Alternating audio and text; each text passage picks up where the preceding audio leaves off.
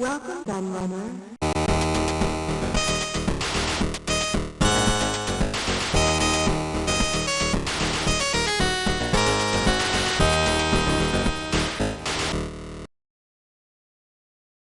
Hello everybody, Q&AK the Laird here, and I'm back with a new episode of Laird's Lowdown. And yes, I'm having fun doing these every week, and it seems I seem to have a never-ending supply of news to talk about at the moment, especially when I'm doing lots of follow-ups to previous videos where stuff's been announced and then released and extra stuff's been added to it, etc. And that is true of today's video, which is a follow-up to a video I did a few weeks back, a video that proved very popular actually. You may remember my 3 Amigas video, where I talked about 3 new sort of mini versions of the Commodore Amiga computer that were coming out, and this is a follow-up to that, because today I want to talk about the fact that the A1200 from Retro Games Limited, which was one of the systems that I mentioned in that video, is now available for pre-order. And as well as that, they've also sort of announced a little bit more about it in terms of what we're getting, etc. So I thought it was good to follow that video up and sort of reveal this for those who might have missed it. It is being talked about quite a bit. And I just want to pick up on a couple of points as well that I made in that first video. You might remember that when this was first announced by Retro Games Limited, they said that it would be available for pre-order by the end of the year, which it has been. But they said it was going to start shipping in the spring of next year. That's when it would be available. And yes, they've already missed that, because the first thing to announce is that although it's available pre-order, they don't expect to start shipping until the date they've given is June the 16th, very specific, 2026. I'm not sure why they're being so specific on the day, which means most people likely won't get theirs until July, especially if you're not in the UK. And also they've upset quite a lot of people because you can only pre-order it if you are in the UK or the EU. So you can't pre-order if you're in America or anywhere else, really, Australia. I've seen lots of Australians and Americans mostly moaning about the fact that they can't order it. I'm sure something will be sorted out with regards to that. Retro Games Limited have reportedly blamed the issue for America on Donald Trump, like a lot of things at the moment, the Trump tariffs and stuff. And they're saying that they've got to try and sort something special out to make it available in America. The tariffs are causing a lot of issues. I found that out myself. I went to send someone a book the other day, and I was told that when I went to buy the shipping label online, I found out I couldn't. It said you could only do it if you took it to the post office. When I got to the post office, they told me it would be nearly £40 to send a small book, like one of my books, like, you know, this type of book. So not even a big one, like one of my books. It was to send to a friend of mine in America. And yeah, they said it nearly £40 to send that book to them. That was the cheapest way to send it, with postage, and then I had to pay an admin fee on top of that, which you never used to have to do. And the only way you could send that as well was by sending it as a gift. You could not send it as a commercial product. I mean, it was a gift, so that wasn't a problem. But I was like, wow. So it's causing a nightmare at the moment. Shipping stuff to America is a colossal pain in the arse. Unfortunately, I wish they'd sort it out. There must be some ways around this, because it's ridiculous. It's causing a lot of problems for a lot of eBayers, from what I understand as well. Friends of mine who sell, on eBay, some of them have stopped shipping to America altogether. But yeah, a lot of problems. But I digress. So yes, it's not going to release till June. So I was 100% correct when I said that there was no way that they'd be shipping in the spring, because when they showed the prototype, I say prototype, the jelly mold of their unit at the at that German show, was it Gamescom? Was it? And when they showed that, there was no way that was a prototype. It was literally just like a jelly mold case. It was a joke. And as soon as I saw that, I was like, yeah, this isn't even close to being ready. They're so far behind on this. I mean, really, they should have had it out for Christmas this year, shouldn't they? That's when you get all your sales. I think they've missed the boat a bit here, and this is a big delay. and getting it out, and having a pre-order now that's not going to be shipping for 7-8 months is like, it's mad in my opinion, absolutely mad, because they're going to trick a few people. Oh yeah, click it, and then realize they're not getting it for ages, because a lot of people don't read stuff, unfortunately. I found that out myself. But yes, I hate to be proved wrong, but I have been proved wrong. Sorry, I hate to be proved right in some ways, because I wish it had been out in time for people, but I have been proved right.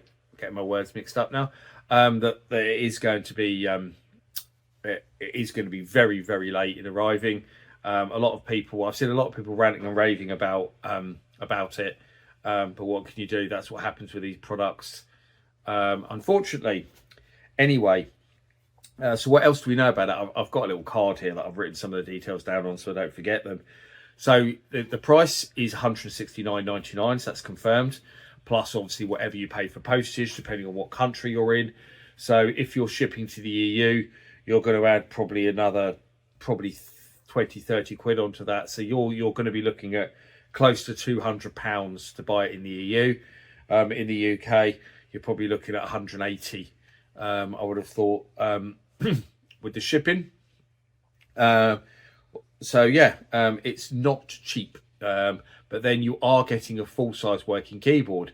The question is how good is that full-size working keyboard going to be? Because the one on the full-size Commodore 64 that they did, the Maxi as people call it, is crap. So we'll see if it's any good. Now, games, there is going to be 25 games on it, so not a massive amount, the same as I think the A1200 was 25 games, wasn't it? And the A400, the Atari 400 Mini, they did 25 games, which still baffled me why it was only 25 games. The Commodore 64 Mini they did had 64 games, and then he released Atari 8-bit Mini with less than a third of the games that the 64 Mini had. And there was no licensing issues, because it's not like the 64 where they had to go and license all the games, although Retro Games Limited own loads of IP, so that wasn't such an issue like the Epix IP and Microdeal IP and stuff like that, that they already own. There's loads of the old Ocean IP they own as well. But there wasn't really too much of an issue anyway, but with the 64 they had to go get IP. That's more what I'm saying. Whereas with the the Atari 400 Mini that they did, they had access to all of Atari's IP. They were already licensing the product from Atari, so I'm sure Atari would just give them whatever IP they wanted to go with that. They could have put 100 games on it just through the IP that Atari owned.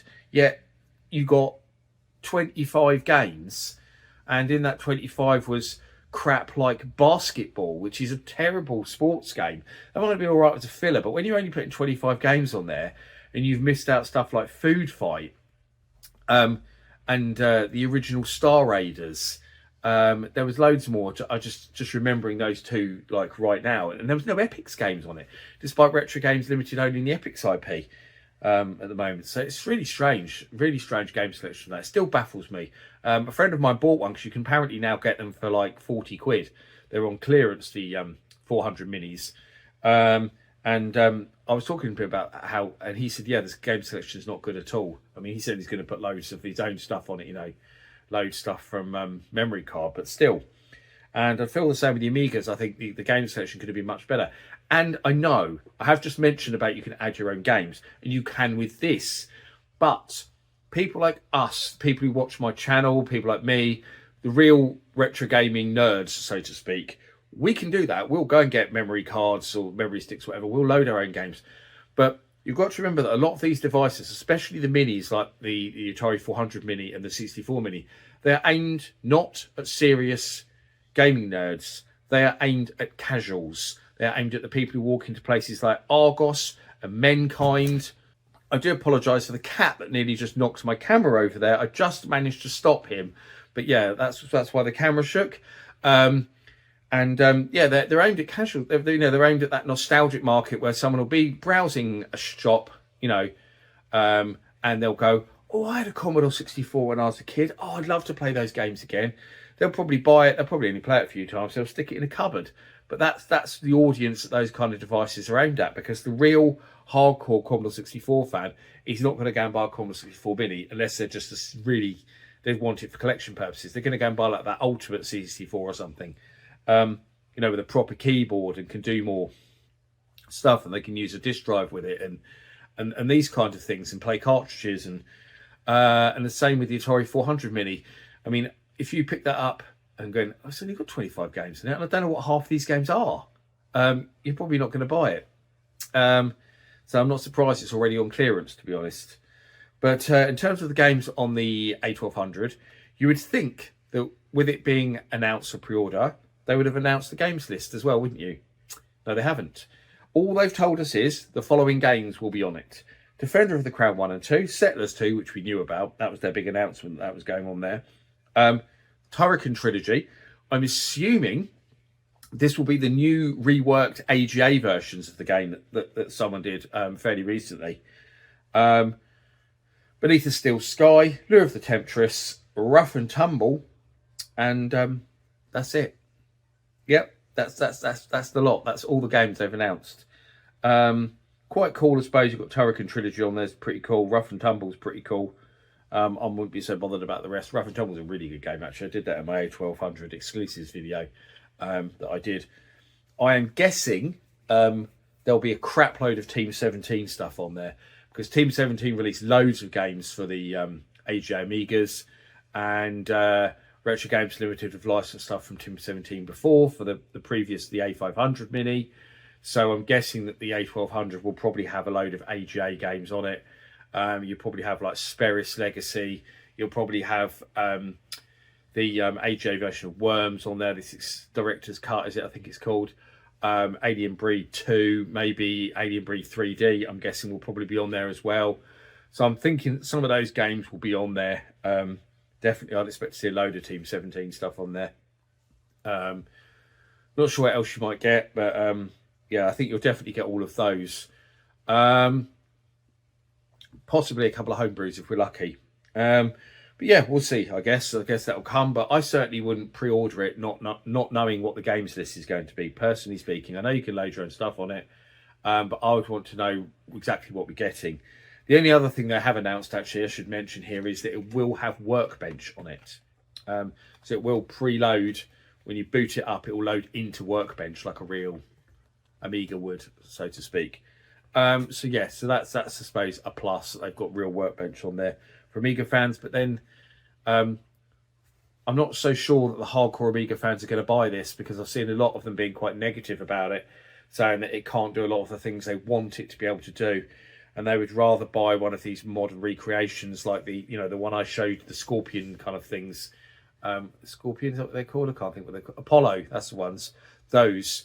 They would rather buy those kinds of things that can do what a real Amiga 1200 can do, rather than the Retro Games Limited one, which I say will probably have a crap keyboard and probably won't be able to do a lot of the things that they want them to do, because it's going to be emulated, I would assume, hardware. I don't think it's not going to be FPGA, is it? At that price, I wouldn't have thought so. It's going to be emulated hardware, so there might be some compatibility problems and stuff there as well. We'll see, I guess. But that's it, really. It's not great news. At least we know some more about it, but I don't think it's massively positive news, and I don't think there's a lot to get excited about at the moment. But I'll be interested to hear if you've pre-ordered it. If so, why? Or if you're holding back for the reasons that I've mentioned. I'd love to hear about that as well. So yeah, some good and some bad news in terms of the A1200 Mini. Let me know your thoughts down below. But as always, I thank you for watching, and I'll see you all again for another video very soon. Bye-bye.